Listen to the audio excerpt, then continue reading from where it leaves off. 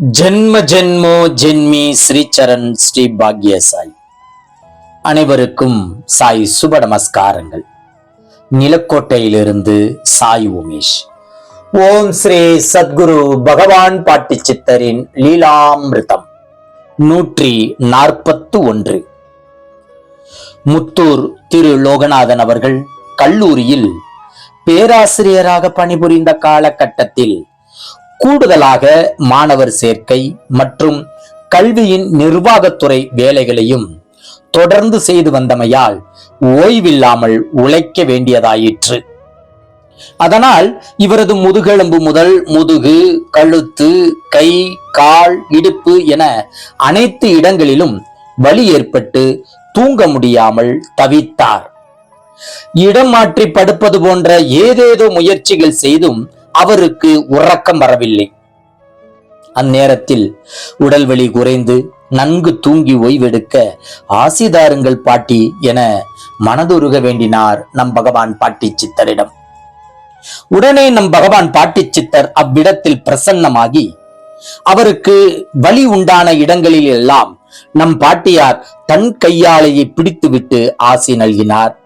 இவரும் வலி குறிந்த சுகத்தோடு உணர்வோடு நன்றாக உறங்கி ஓய்வெடுத்தார். மறுநாள் கல்லூரிக்கு சென்று பணி செய்து கொண்டிருந்த பொழுது திரு லோகநாதன் அவர்கள் நாம் பாட்டியாரிடம் வேண்டிய அடுத்த கணமே நமக்கு உடம்பு பிடித்து விட்டு உடல் நோவை தீர்த்து உறங்க வைத்தாரே, போய் நன்றி கூறி வரலாம் என நினைத்தும், பாட்டியார் வந்தது நிசத்திலா அல்லது கனவிலா, எப்படி வலி நீங்கியது, எப்படி தன்னை மறந்து நாம் உறங்கினோம் என்று மனதிற்குள் அசை போட்டுக் கொண்டும் நம் பாட்டியாரை பார்க்க கிளம்பினார். நம் பகவான் பாட்டி சித்தர் அருள்பாலிக்கும் இடத்திற்கும் இவர் இருக்கும் இடத்திற்கும் சுமார் 70 கிலோமீட்டர் இருக்கும். திரு லோகநாதன் அவர்கள் பாட்டியார் முன் வணங்கி அமர்ந்தார். பின்னர் நம் பகவான் பாட்டியார், ஏண்டா உனக்கு கை காடு வலிச்சா உனக்கு பிடிச்சு விடுறதுக்கு நான் வரணுமாடா என்று கேட்டார்கள். மிரண்டு போனார் திரு லோகநாதன் அவர்கள். வந்தது நமக்கு உபகாரம் செய்தது எல்லாம் நம் பாட்டியார் தான் என ஊர்ஜிதம் செய்து கொண்டு நன்றி பெருக்கோடு பிராட்டியாருக்கு நமஸ்காரம் செய்தார்.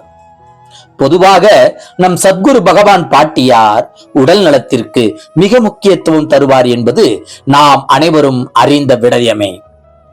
வைத்தியர்களுக்கெல்லாம் வைத்தியரான வைத்தீஸ்வரி பாட்டியை வணங்கி போற்றுவோம்.